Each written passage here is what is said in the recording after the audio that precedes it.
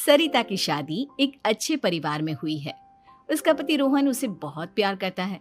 घर में उसकी सास शांति और ननद मीनाक्षी भी है, जो सरिता के किसी काम में दखल अंदाजी नहीं करती। लेकिन फिर भी सरिता को ऐसा लगता है कि दुनिया की सबसे ज्यादा बेचारी बहू वही है और सबसे ज्यादा अत्याचार उसी पर हो रहा है। माँ जी, ये लीजिए आपकी चाय। अरे बहू, तूने इतनी ज्यादा चीनी क्यों डाल दी चाय में? हाय हाय माँ जी, मैंने तो उतनी ही मीठी बनाई है जितनी मीठी आपको पसंद है। माँ जी, आपको तो मेरे हाथ की चाय अच्छी ही नहीं लगती। जब देखो कुछ न कुछ कमी निकाल ही देती हो। अरे बहू, तू एक बात के पीछे ही पड़ जाती है। मैंने ऐसा कब कहा कि तू रोज चाय खराब बनाती है? सरिता अपने कमरे में चली जाती है और फोन उठाकर अपनी माँ से बात करती है। हेलो माँ, कैसी हो आप? क्या कर रही हो? मैं तो ठीक हूँ, पर तू बता, तेरा मूड कैसा है?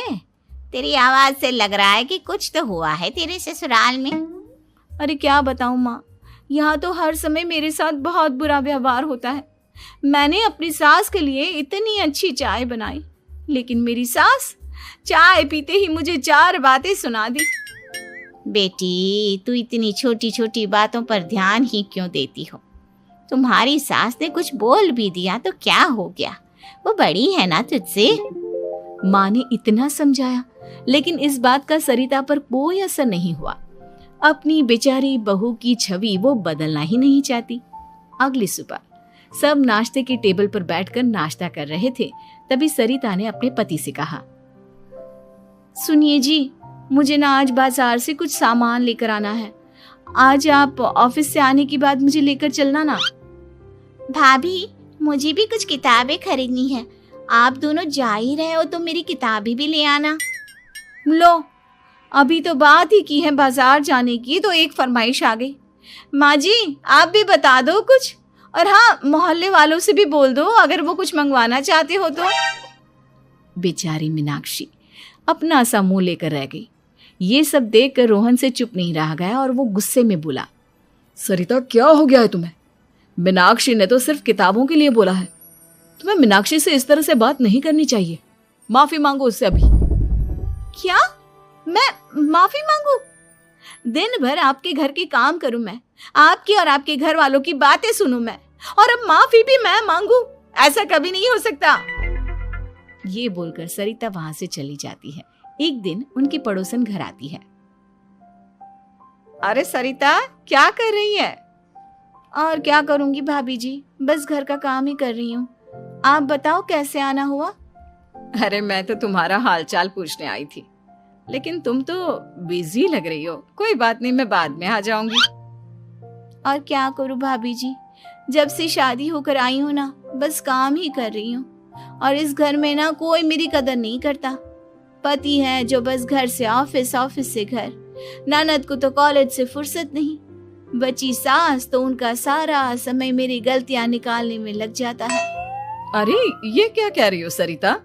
तुम्हारी सास तो पूरे मोहल्ले में तुम्हारी तारीफ करती फिरती है कि तुम बहुत अच्छी हो, पूरा घर तुम्ही ने संभाल रखा है। हाँ तो क्या हुआ, इसमें गलत क्या कहती है? सच्ची तो कहती है। मेरी मर्जी के बिना इस घर का पत्ता भी नहीं हिलता। शाम को जब रोहन घर आया तो उसने सबसे कहा, कल हम सबको मौसी जी के घर जाना है। उनकी बेटी की शादी है। सब अपनी अपनी पैकिंग कर लो, सुबह होते ही निकल जाएंगे। और सरिता, तुम कान खोलकर सुन लो, वहां जाकर किसी की बुराई भलाई शुरू मत कर देना, नहीं तो मुझसे बुरा कोई नहीं होगा।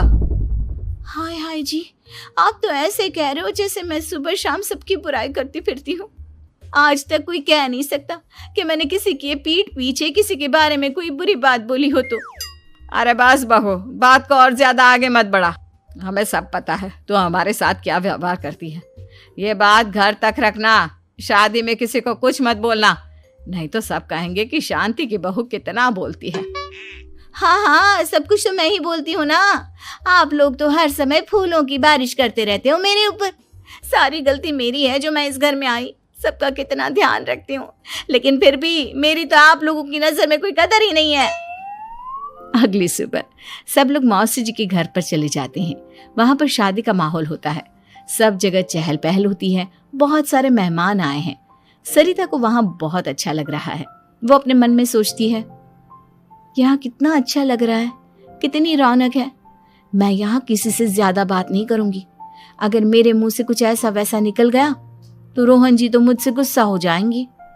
सरिता ये सब सोच ही रही थी कि वहां रोहन की कजिन साक्षी आ गई और सरिता से बोली, आप सरिता भाभी हो ना? जितना आपके बारे में सुना था, आप तो उससे भी ज्यादा सुंदर हो। हाँ वो तो है, मेरी सुंदरता की तारीफ सब करते हैं। मेरे मायके में तो सब यही बोलते हैं कि रोहन जी की किस्मत बहुत अच्छी है जिन्हें मैं मिली। लेकिन आप कौन है? मैंने आपको पहचाना नहीं। मैं रोहन भैया की कजिन हूँ। आपकी शादी पर नहीं आ पाई थी ना, इसलिए आप मुझसे मिली नहीं कभी। शांति मौसी और मीनाक्षी आपकी बहुत तारीफ करते हैं। क्या कहा तुमने? मेरी तारीफ? कभी नहीं। मेरे ससुराल वाले कभी मेरी तारीफ कर ही नहीं सकते। मैं इतनी अच्छी हूँ, मेहनती हूँ, लेकिन उन्हें तो मेरी कदर ही नहीं। सारा दिन घर का काम करती हूँ, फिर भी मेरी सास ना मुझे सुनाती रहती है, और पति भी मेरी सास की साइड लेते हैं। ना कभी बाहर ले जाते हैं, ना कहीं घुमाने। अगर घुमाने के लिए कभी बोल भी देना तो उनकी बहन बीच में आ जाती है। मैं कैसे रह रही हूँ उस घर में, ये मैं ही जानती हूँ। सरिता की ये बातें सुनकर साक्षी को बड़ी हैरानी हुई। अब वो हर किसी के सामने अपनी बढ़ाई और ससुराल वालों की बुराई करने लगी। रोहन और शांति को सरिता पर बहुत गुस्सा आया, लेकिन वो चुप रहे। अगले दिन जब वो अपने घर पर आए, सरिता, तुमने क्यों सबके सामने मेरी इज्जत का तमाशा बनाया? तुमसे बोला था ना कि चुप रहना। अजी ऐसा भी क्या कह दिया मैंने जो इतना भड़क रहे हो?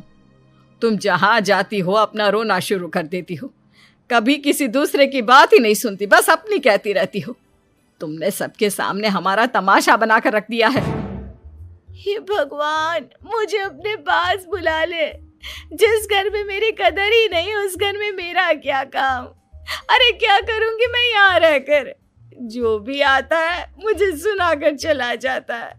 मैं तो किसी से कुछ नहीं कहती। सीधी सादी बहू मिल गई है ना सबको, तो जो जी में आए वो करो। सरिता ने अपने आगे किसी को कुछ बोलने ही नहीं दिया, और उस दिन भी उसने सबके सामने खुद को बेचारी बना ही दिया। अगले दिन मीनाक्षी कॉलेज के लिए लेट हो रही थी, इसलिए वो हर काम जल्दी जल्दी कर रही थी।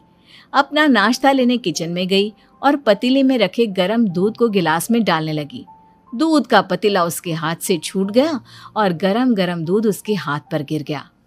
ओए माँ, हाय मेरा हाथ, माँ मेरा हाथ जल गया। मीनाक्षी की आवाज सुनकर सरिता दौड़ती हुई आई।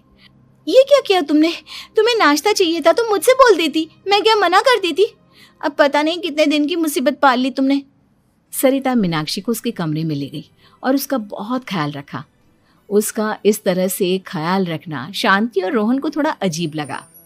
माँ, सरिता के दिमाग का भी कुछ पता नहीं। कल शादी में सबको इतना कुछ बोल कर आई है हमारे बारे में, और अब मीनाक्षी की कितनी अच्छी देखभाल कर रही है। ये ऐसा क्यों करती है? बेटा, तेरी बीवी की ना आदत हो गई है सबके सामने खुद को बेचारी दिखाने की, और आदत इतनी जल्दी नहीं बदलती।